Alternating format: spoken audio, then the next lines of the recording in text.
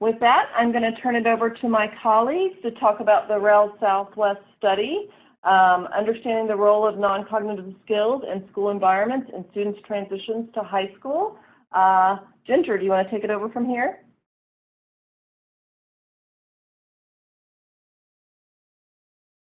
Well, I partially will, but Brenda has joined me here in my office, so we are good to go. Yeah. Oh, perfect. Well, thanks. I wasn't sure if Brenda was on, so you guys go right ahead. Sorry about the technical difficulties. Yeah, so now that you all have heard about the background information and overview, we want to move on to the next part of our agenda. And this is the part of our webinar where we're going to talk about a study that emerged out of a REL Southwest study titled Understanding the Role of Non-Cognitive Skills and School Environments in Students' Transitions to High School. This study emerged from some needs that Ginger and I both heard when we were working with partners in the state on issues related to achievement gaps of Hispanic and Native American students in New Mexico. This study we are focusing on today emerged from that partnership work. But before we jump right into talking about the study, I just want to acknowledge the format of the presentation.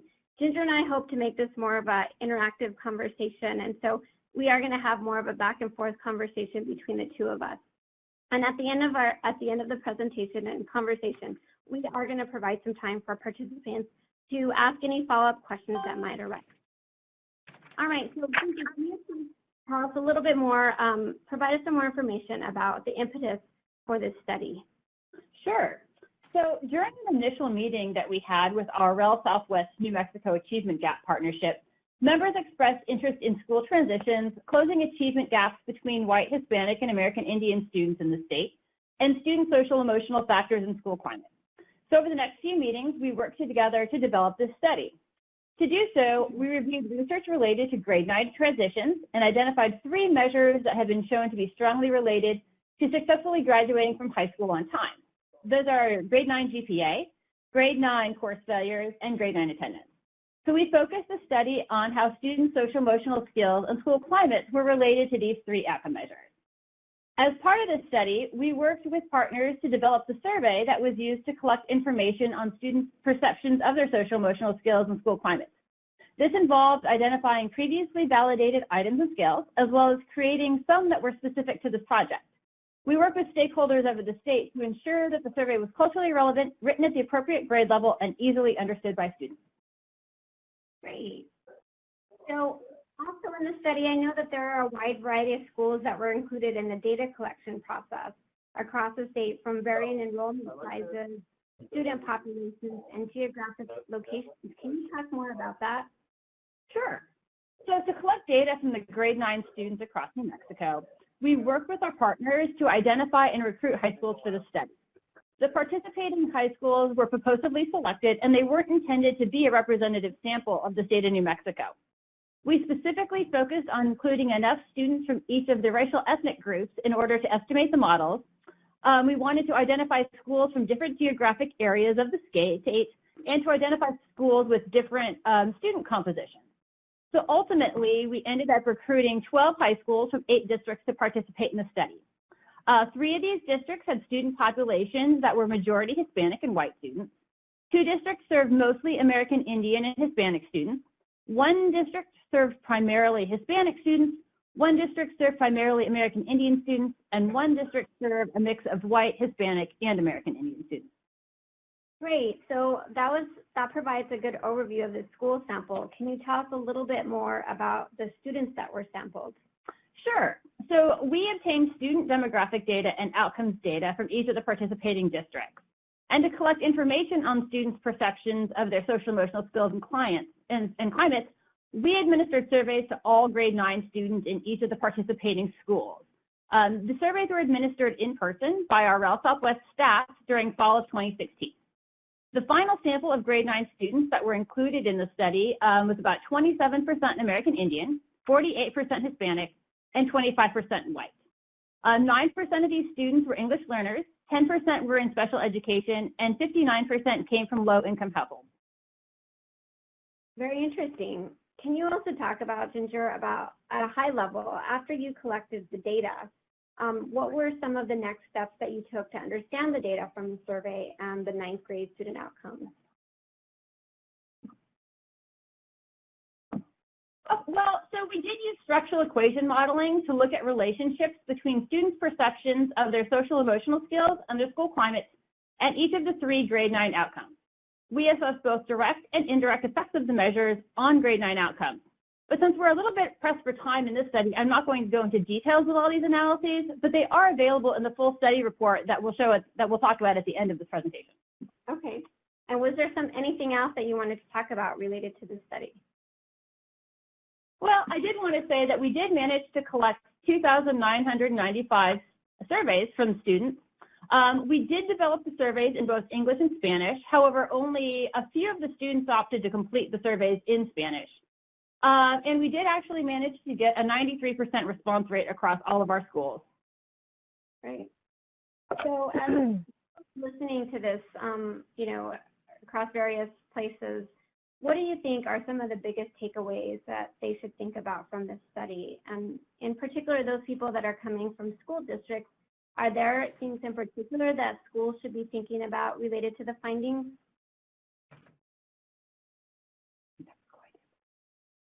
Sure. Let's talk a little bit about the student factors that were shown to be related to the grade 9 outcomes. So the results of our analyses showed that 4 measures of student social emotional skills were statistically significant related to at least 1 or more of the grade 9 outcomes. And these include study habits, parent involvement, self-efficacy, and academic perseverance.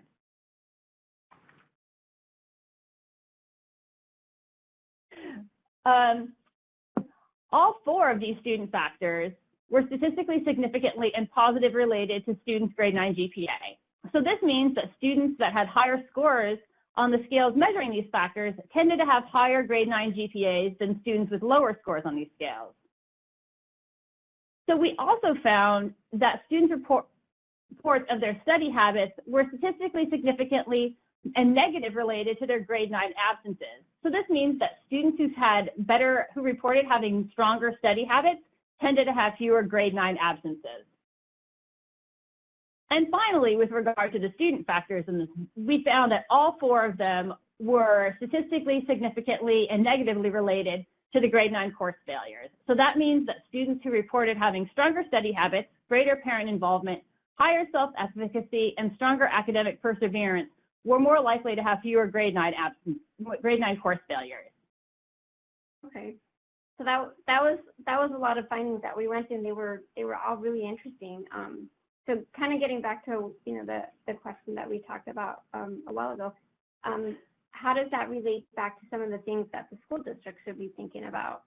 So we also did look at school climate factors, and 4 of those were also statistically significantly related to 1 or more of the grade 9 outcomes in the expected direction. And these included sense of belonging, student respect, future orientation, and teacher support.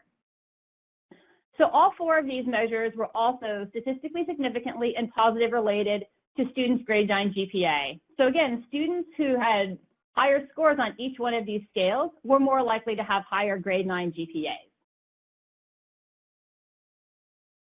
We also found that 3 of the 4 measures were statistically significantly related to grade 9 course failures in the expected direction. So that is, students who had greater sense of belonging, stronger sense of a school-wide focus on both future orientation and greater teacher support tended to have fewer grade 9 course failures. And finally, students' perceptions of their sense of belonging at school and the school-wide emphasis on future orientation were both statistically significantly and negative related to grade 9 absences. So students who reported higher levels of these factors were likely to have fewer grade 9 absences.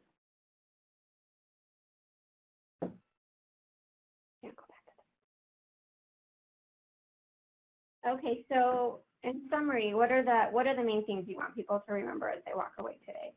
Well, so I did want to point out that no causal relationships can be derived from this study, but the results can support schools or districts in their efforts to help students transition successfully to high school.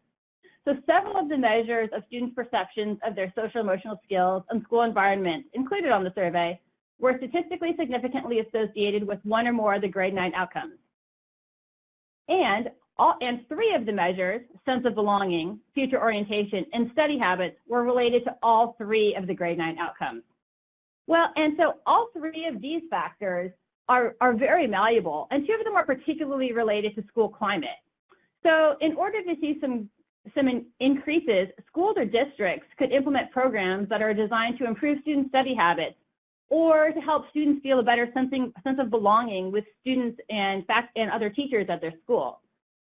Or they can work to increase the relevance of high school coursework to students' future plans, or to create links between high school courses and college and career plans. Great. That was really interesting, Ginger, and I know it was a lot probably for folks to absorb in a short amount of time, but if they really want to dig into some of these findings some more, that can be found on our website. We did provide the link here, and there's a nice executive summary that provides an overview of these findings, and people can dig a little deeper to read some more of these. And then also we have a great companion piece as well, where we have a video that has been produced around the main findings of these. We found that this is a great piece to share with districts and school staff, maybe as a discussion piece. Maybe this could be used as a PD time or a PLC time. So this is a really nice little piece to share with folks as well. Okay, so now we want to look and see if there's any questions that have arisen. Let's see. I do see that Sharon asked a question earlier about repeating the 4 indices.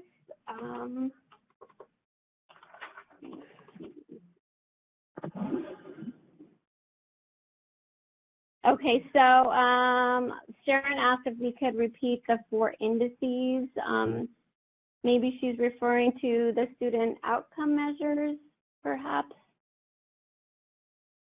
Well, there were 4 student factors and 4 school climate factors that were each related to one or more of the grade 9 outcomes. Oh, okay. She actually clarified. So she mentioned the study habits, parent involvement, and then she was asking what else.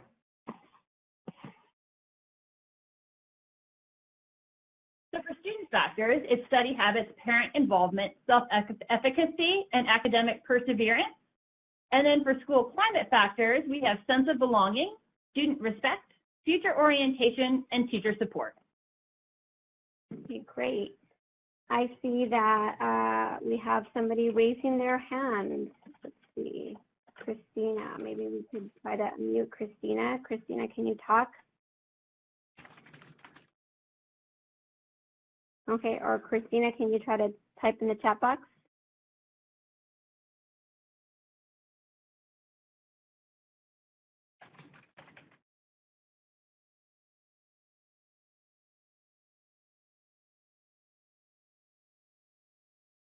All right, maybe while Christina's typing in the chat box, if there's other questions.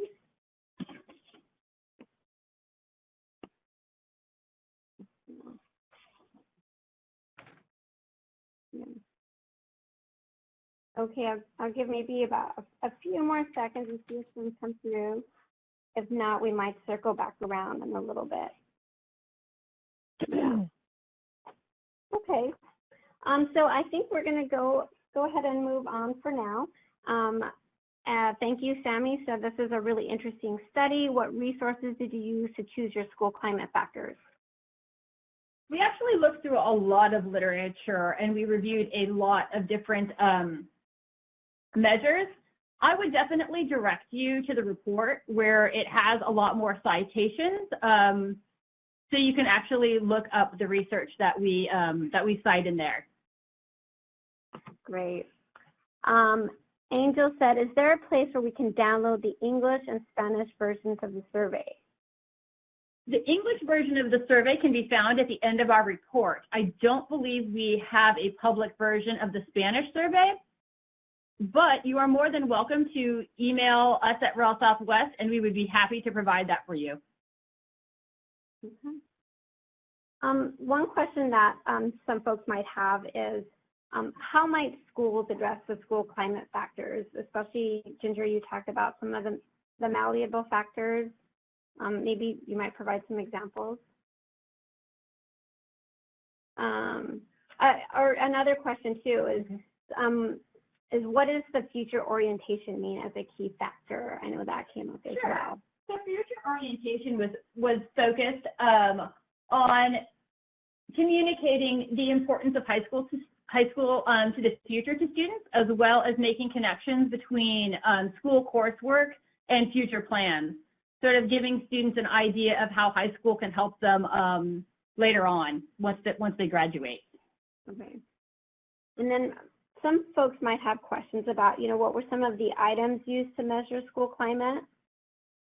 Well, I mean, there's definitely a lot of items and there's a lot of scale. So I would, as we said before, the survey is located at the end of the report, which is downloadable from our REL Southwest website as well as from IES. And I believe that we will make it available to be downloaded from this webinar shortly as well.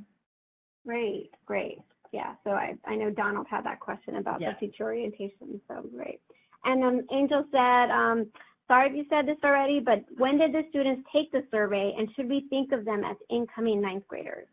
Good question. And yes, we administered the survey during the fall of 2016, and the goal was to get students fairly close to when they had just enrolled in high school. Okay. Great. All right, those are some great questions. I think we're going to go ahead and move on, but if you still have those questions, go ahead and keep typing, and we can always come back to them.